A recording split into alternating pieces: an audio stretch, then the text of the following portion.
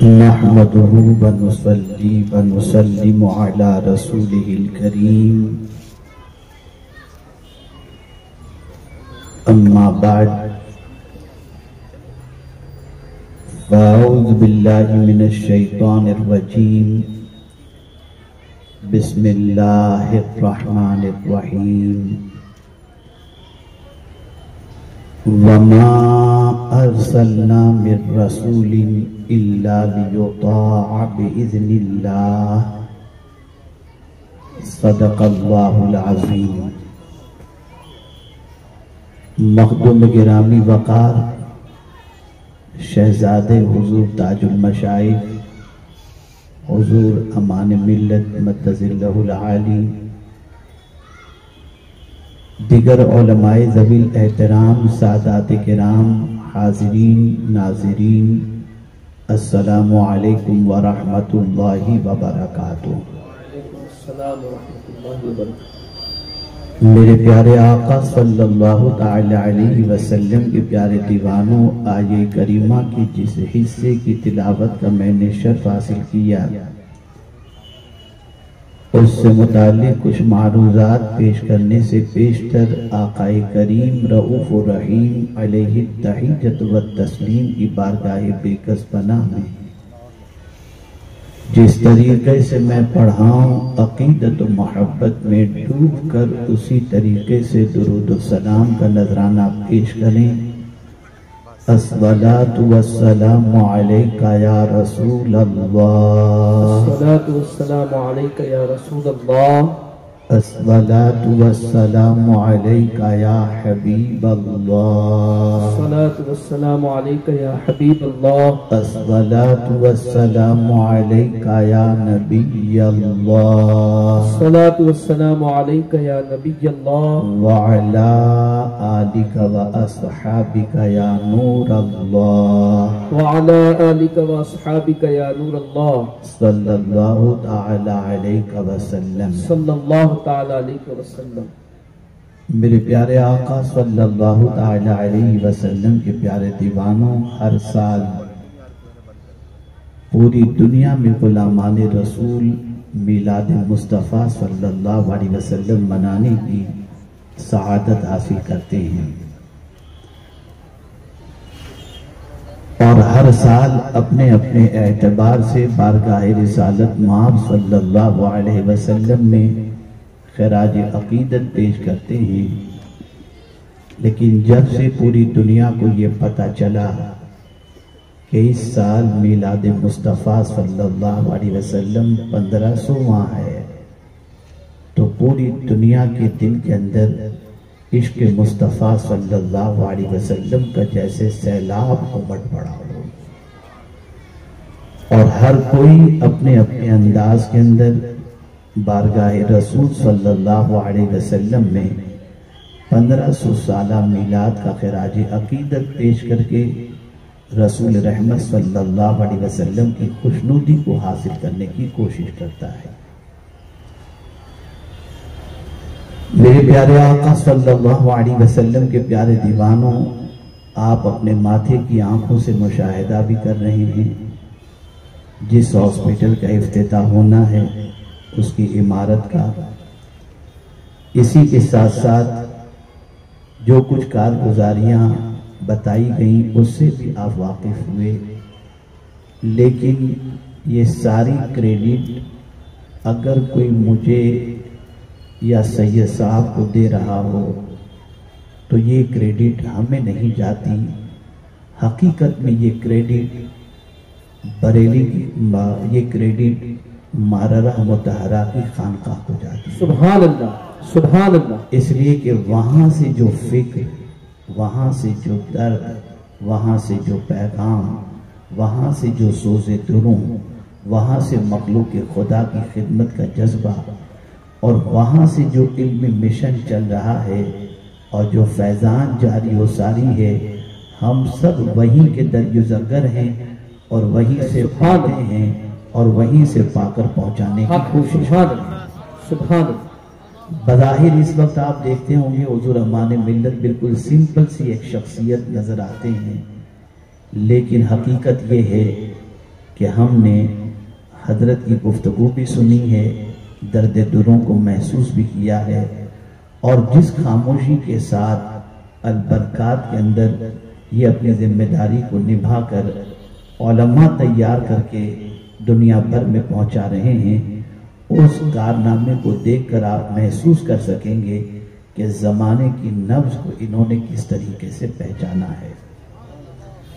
میرے پیارے آقا صلی اللہ علیہ وسلم کے پیارے دیوانوں، جس بارگاہ کے اندر اعلیٰ حضرت جا کر کے مفتی اعظم ہند علیہ رحمہ جا کر اپنی آخرت کے سلسلے میں سودا کر رہے ہوں اور بک جاتے ہوں، اس خانقاہ کی عظمتوں کا کیا کہنا۔ میرے پیارے آقا صلی اللہ علیہ وسلم کے پیارے دیوانوں، آئیے میں آپ کو سمجھاتا ہوا چلوں۔ ہماری ایک سب سے بڑی سچویشن یہ ہے اس وقت کہ ہم رسموں کے عادی بن گئے، ہم رسموں کے عادی بن گئے اور اصل سے ہماری توجہ ہٹ گئی۔ جب تک کہ ہماری توجہ اصل کی طرف نہیں ہوگی، اس وقت تک دنیا کے اندر ہم کامیاب نہیں ہو سکتے۔ جیسے شاعر نے کہا، رہ گئی رسم ازاں روح بلالی نہ رہی، فلسفہ رہ گیا تلقین غزالی نہ رہی۔ بالکل اسی طریقے سے آج پوری دنیا کے اندر بہت سارے مسلمان رسول رحمت صلی اللہ علیہ وسلم کی، رسول اعظم صلی اللہ علیہ وسلم کی میلاد کا جشن تو مناتے ہیں، لیکن انہیں خبر ہی نہیں ہے کہ حضور تشریف کیوں لائے تھے۔ کبھی ہم نے قرآن مقدس سے اپنا تعلق اتنا مضبوط نہیں کیا، کبھی رسول رحمت صلی اللہ علیہ وسلم کی سیرت سے ہم نے اپنا رشتہ اتنا مضبوط نہیں کیا، اور ہم نے اپنے نفس کو جو چیز اچھی لگتی اور گرا نہ گزرتی اسے ہم نے اپنا لیا۔ اس کو ایک مثال کے طور پر میں آپ سے عرض کروں کہ سنتوں کی بنیاد پر اللہ عز و جل مقام اور مرتبہ عطا کرتا ہے، لیکن ہم دیکھتے ہیں کہ چہرے پہ بہت سارے مسلمانوں کے داڑھی ہوتی ہے اور سر پہ ٹوپی ہوتی ہے، پھر بھی انہیں وہ مقام نہیں ملتا۔ کیوں؟ جب سنت عزت دینے والی چیز ہے تو پھر یہ مقام کیوں نہیں ملتا؟ اور اللہ والوں کی پوزیشن یہ ہوتی کہ اللہ انہیں بلند و بالا مقام عطا کر دیتا۔ وجہ سمجھو، اللہ والے خاص طور پر ان سنتوں پر عمل کرتے جو سنت نفس پر گراں گزرتی، اور ہم ان سنتوں پر عمل کرتے ہیں جو بالکل آسان سی ہے۔ مثال کے طور پر معاف کرنا حضور کی سنت، ہماری یہ عادت نہیں۔ غصے پہ کنٹرول کرنا حضور کی سنت، ہماری یہ عادت نہیں۔ غریبوں کے ساتھ بیٹھنا حضور کی سنت، ہماری یہ عادت نہیں۔ غریبوں کا خیال کرنا حضور کی سنت، ہماری یہ عادت نہیں۔ ہم نے وہ بہت ساری سنتیں ترک کر دی جو نفس پر گراں گزرتی ہے، جس کی بنیاد پر وہ عزت ہمیں حاصل نہ ہو سکی جو اللہ نے اولیاء کو عطا کی۔ آئیے میں سمجھاتا ہوا چلوں، اللہ کے رسول صلی اللہ علیہ وسلم کو اللہ نے اس فرش گیتی پر کیوں بھیجا؟ یقیناً کنکمے لگاؤ، جھنڈے لگاؤ، آپ سرکار صلی اللہ علیہ وسلم کی میلاد کی خوشی مناؤ، لیکن آج ہم قرآن سے پوچھتے ہیں، اے قرآن تو بتا، تو نے رسولوں کو کیوں بھیجا؟ جس مقصد کے تحت تو نے بھیجا ہے ہم اس مقصد کو پالیں، اس چیز پر عمل پیرا ہو جائیں۔ میرے پیارے آقا صلی اللہ تعالی علیہ وسلم کے پیارے دیوانوں، اس کو سمجھانے سے پہلے میں آپ کو یہ سمجھانا چاہوں گا، مجھے بتاؤ ہمارے رسول کائنات کے سارے انسانوں میں، نبیوں میں، رسولوں میں افضل و اعلیٰ ہیں۔ ہمارے رسول سے بڑھ کر کے انسانوں میں کوئی افضل و اعلیٰ نہیں۔ بعد از خدا بزرگ توئی قصہ مختصر، اللہ کے بعد جس کا مرتبہ سب سے بڑا ہے وہ مصطفیٰ جان رحمت ہیں۔ میں حیران ہوں اتنے عظیم رسول کا ماننے والا آج اتنا گھٹیا کیسے بن گیا؟ آج اس کا وقار اتنا مجروح کیسے ہو گیا؟ آج قابل اعتماد کیوں نہیں رہ گیا؟ آج اس کی عزت پیروں تلے روندی کیوں جا رہی ہے؟ آج وہ زمانے کی ٹھوکروں میں کیوں آ رہا ہے؟ وہ تو ایسی عظمت والے رسول کا امتی ہے جس کا ایک قدم فرش پر اور دوسرا قدم عرش پر ہوا کرتا، جس کو محبوبیت کا تاج اللہ نے عطا فرمایا۔ اللہ اکبر! جو قدم اپنے زمین پر رکھ دے تو زمین اپنا سینہ حضور کے لیے بچھاتی ہوئی نظر آتی ہے۔ آپ اندازہ لگائیں، ایسی عظمت والے رسول کا ماننے والا اتنا پریشان کیوں، اتنا بے وقعت کیوں، اتنا بے وقار کیوں، اتنا بے آبرو کیوں؟ آج زمانے کی ٹھوکر کے اندر مسلمان آ رہا ہے، پیروں تلے روندا جا رہا ہے، اس کی کوئی آبرو نہیں ہے، اس کی کوئی عزت نہیں ہے، اس کا کوئی وقار نہیں ہے۔ کبھی ہم نے اس کو سمجھنے کی کوشش نہیں کی۔ میں آپ کو بتاتا ہوں، قرآن نے اس کا نسخہ عطا فرمایا، لیکن جب اس نسخے سے ہمارا رشتہ ٹوٹا، توجہ ہٹی، تو آج ہم اس طریقے کے بن گئے کہ زمانے کی ٹھوکروں میں آ رہے ہیں۔ آج میں آپ سے ایک بڑا وعدہ لینا چاہوں گا، آج آپ سے بارگاہ رسول میں خراج عقیدت کا ایک عظیم طریقہ آپ کے سامنے پیش کروں گا، اور میں یہ سمجھتا ہوں کہ اگر آپ نے یہ خراج عقیدت پیش کیا، میں پوری ذمہ داری کے ساتھ کہتا ہوں، مصیبتیں دروازے پر دستک نہیں دیں گی، بلکہ کامیابی بڑھ کر قدموں کا بوسہ لیتی ہوئی نظر آئے گی۔ آئیے ہم سمجھتے ہوئے چلیں، ایک مرتبہ درود شریف پڑھ لیں۔ اللہم صلی علی سیدنا و مولانا محمد معدن الجود والکرم وآلہ الکرام وابنہ الکریم وبارک وسلم صلاۃ و سلام علیک یا سیدی یا رسول اللہ صلی اللہ تعالی علیہ وآلہ وسلم۔ میرے پیارے آقا صلی اللہ تعالی علیہ وسلم کے پیارے دیوانوں، ہم سمجھنے کی کوشش کریں قرآن کی روشنی میں اور صحابہ کی زندگی کی روشنی میں، تاکہ ہماری زندگی بھی سنور جائے اور ہماری آخرت بھی سنور جائے۔ میرے پیارے آقا صلی اللہ تعالی علیہ وسلم کے پیارے دیوانوں، الحمدللہ دوران گفتگو گل گلزار چشتیت حضرت علامہ سید محمد مہندی میاں صاحب اشرفی مدث اللہ العالی، اللہ تعالی حضرت کی عمر میں برکتیں عطا فرمائے، ایک عظیم صوفی، ایک عظیم خواجہ صاحب کی بارگاہ کے خادم اور سجادہ، اور یقین مانیں کہ ان کی نشست میں بیٹھنے کے بعد جب ان کی بھی گفتگو آپ سماعت فرمائیں گے تو انشاءاللہ دل کی دنیا کے اندر انقلاب پیدا ہوگا۔ تو آج الحمدللہ قادری فیضان بھی جاری ہے، سبحان اللہ، چشتی فیضان بھی جاری ہے، سبحان اللہ، اور رضوی فیضان بھی جاری ہے، سبحان اللہ، اور برکاتی فیضان کا تو کیا کہنا ہے، ماشاءاللہ۔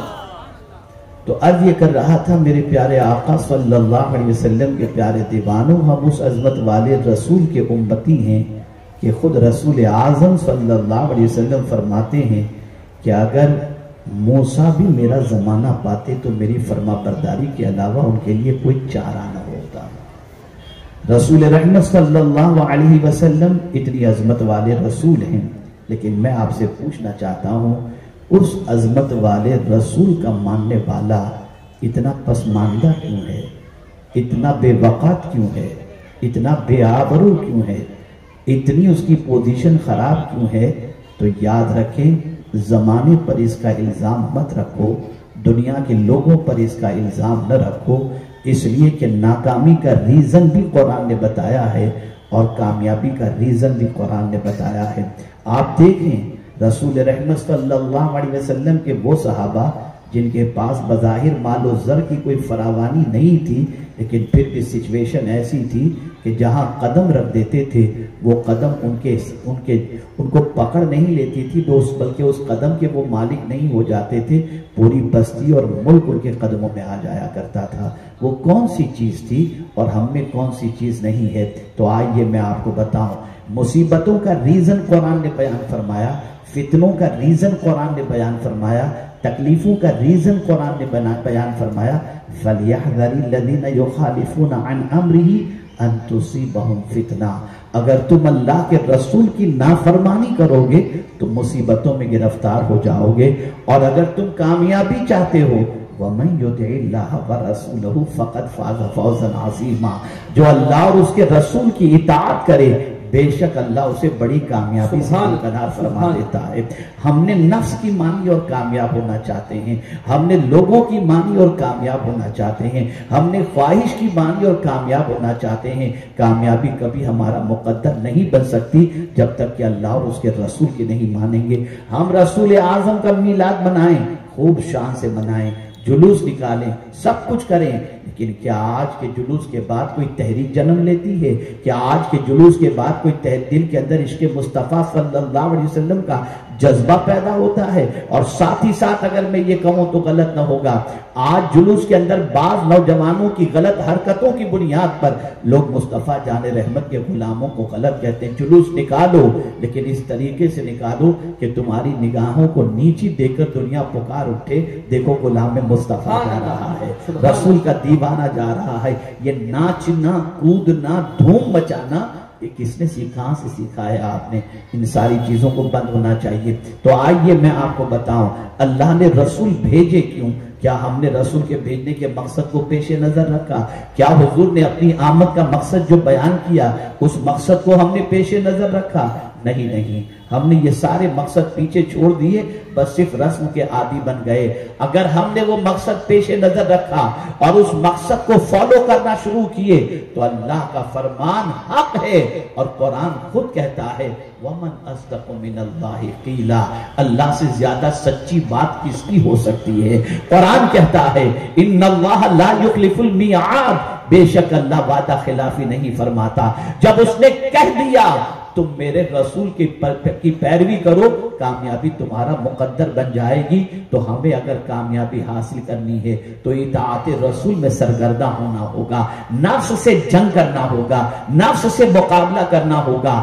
اور میرے پیارے آقا صلی اللہ علیہ وسلم کے پیارے دیوانوں، ایک عظیم مقصد رسولوں کو بھیجنے کا پروردگار نے یہ فرمایا وَمَا أَرْسَلْنَا مِن رَّسُولٍ إِلَّا لِيُطَاعَ بِإِذْنِ اللَّهِ، اللہ نے رسول نہیں بھیجے مگر اس لیے کہ اللہ کے حکم سے ان کی پیروی کی جائے، ان کی بات مانی جائے، ان کی اطاعت کی جائے۔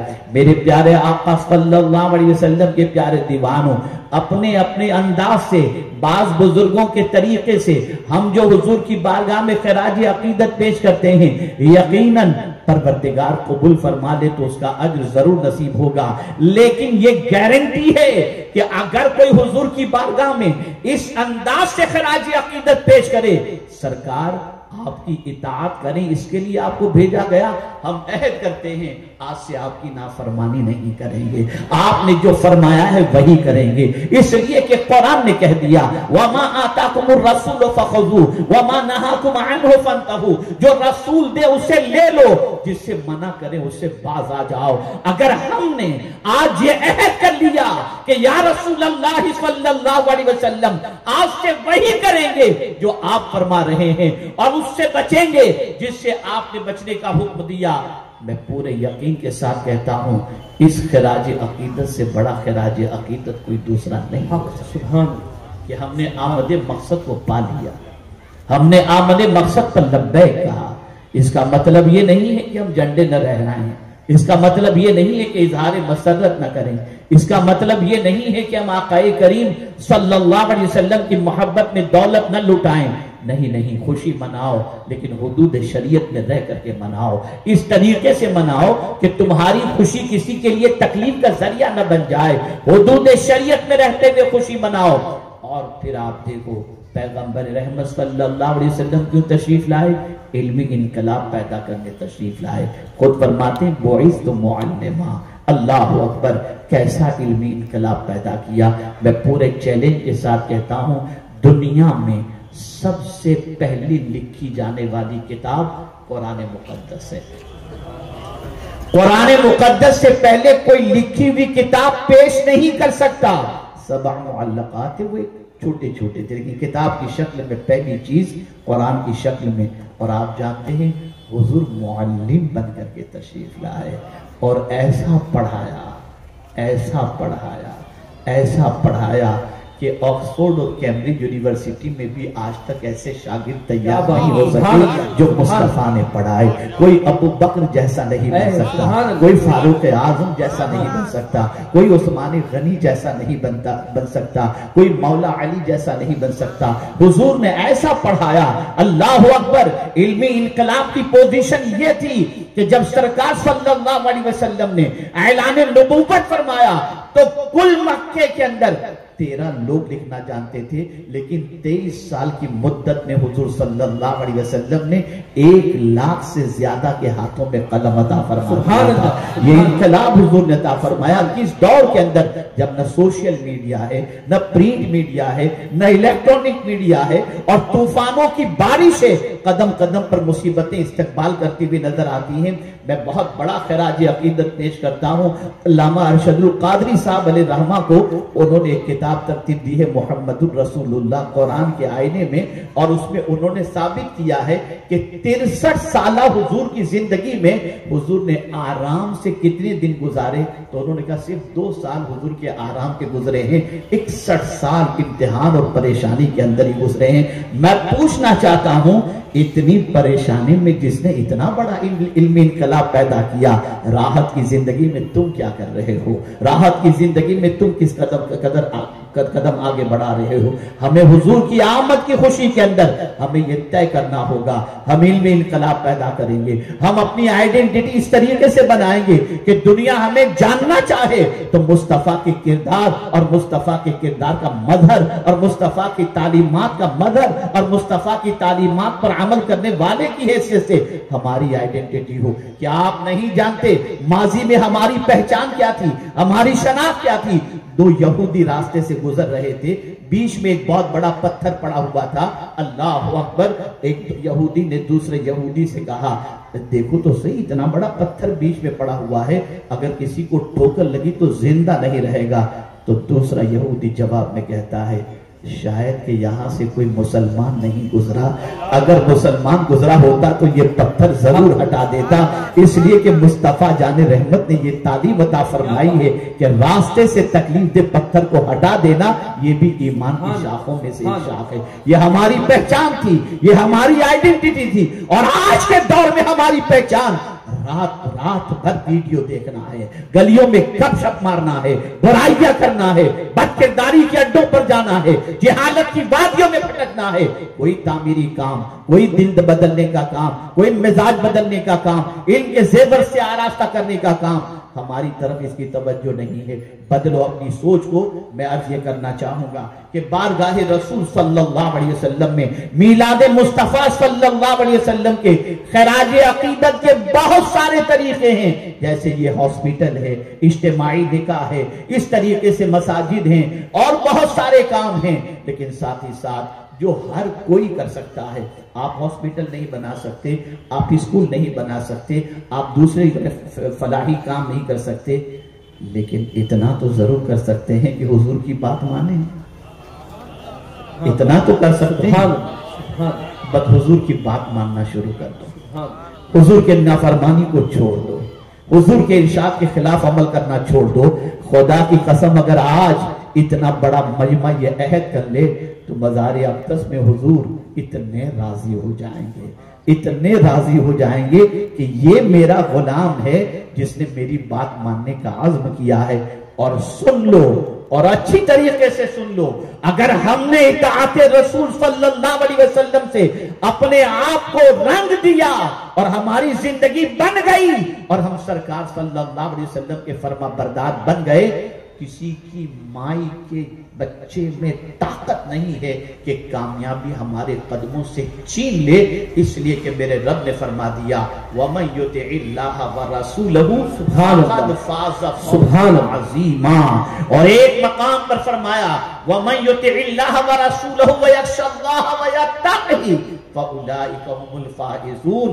آپ کہیں گے شاید کل کوئی کہے کہ یہ تم رسول کی اطاعت ہی کی بات کرتے, اللہ کی اطاعت کی بات نہیں کرتے. تو میرے کریم نے قرآنی میں کہہ دیا من یطع الرسول فقد اطاع اللہ. جس نے رسول کی بات مانی اس نے اللہ ہی کی بات مانی ہے.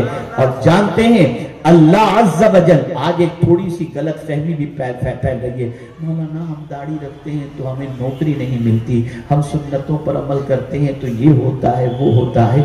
یہ مزاج بدلو، یہ سوچ بدلو، یہ فکر بدلو۔ میرے پیارے آقا صلی اللہ علیہ وسلم کے پیارے دیوانوں، جتنی زیادہ اطاعت رسول کی طرف آپ کے قدم بڑھیں گے، اللہ تعالیٰ اتنا ہی عروج بھی عطا فرمائے گا اور اتنی ہی کامیابی عطا فرمائے گا۔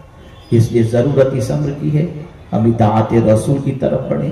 صحابہ کی کامیابی کا سب سے بڑا، آپ سوچیں تو صحیح، مسواک سرکار کے صحابہ نے اپنا لی، اور اس کا فائدہ یہ ہوا کہ جب صحابہ کو مسواک کرتے ہوئے دشمنوں نے دیکھا تو سوچنے لگے کہ یہ تو دانت مانجے کہیں کچا ہمیں چبا نہ جائے۔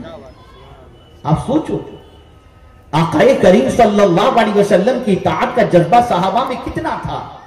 جب خانہ کعبہ کا طواف حضور صلی اللہ علیہ وسلم نے اس میں رمل کیا، جبکہ عام طور پر قرآن کہتا ہے وَلَا تَمْشِ فِي الْأَرْضِ مَرَحًا، زمین پر اکڑ کر مت چلو، لیکن جب اپنے نبی کو صحابہ نے دیکھا کہ طواف کے اندر رمل کر رہے ہیں تو صحابہ بھی اکڑ کر چلنے لگے۔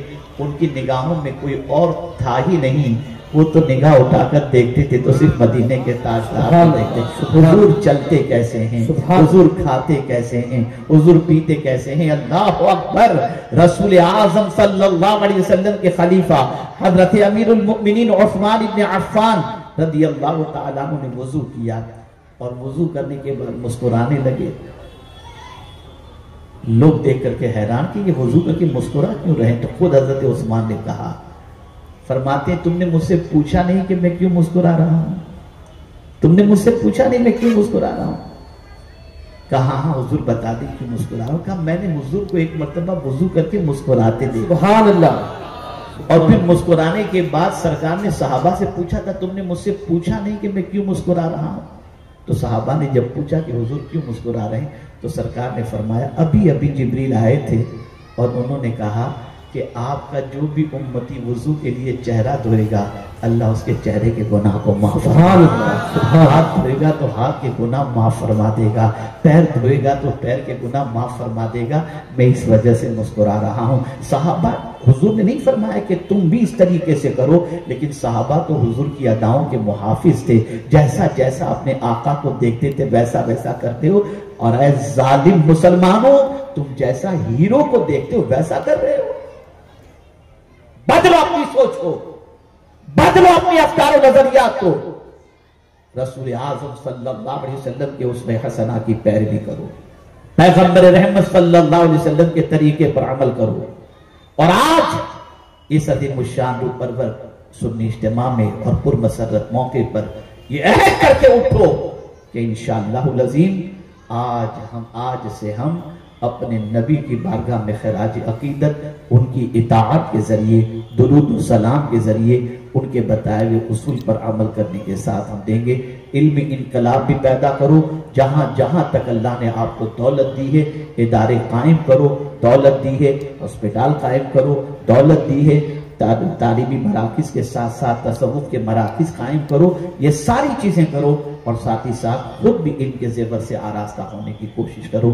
میں دل کی عطا گہرائیوں سے سید صاحب کو اور ان کے رفقا کو اور ساتھ ہی ساتھ شاہ سنی دعوت اسلامی مالیگاؤں کے ساتھیوں کو ہدیہ تبریک، اور ساتھ ہی ساتھ ان حضرات کو بھی جنہوں نے مالی تعاون کیا، پیش قدمی کی، آگے بڑھے اور ہمت افزائی کی، میں ان سب کو بھی مبارکباد پیش کرتا ہوں، دعا کرتا ہوں کہ جو میرے امام نے بارگاہ رسول میں عرض کیا تھا اسی پر میں اپنی گفتگو کو ختم کروں۔ کام وہ لے لیجئے تم کو جو راضی کرے، ٹھیک ہو نام رضا تم پہ کروڑوں درود، کام دنیا دیکھتی ہے نیت خدا دیکھتا ہے۔ اللہ تعالی ہم سب کو اپنی نیتوں کو درست کرنے کی توفیق نصیب فرمائے۔ وَمَا عَلَيْنَا إِلَّا الْبَلَاغُ الْمُبِينُ۔ السلام علیکم ورحمۃ اللہ وبرکاتہ۔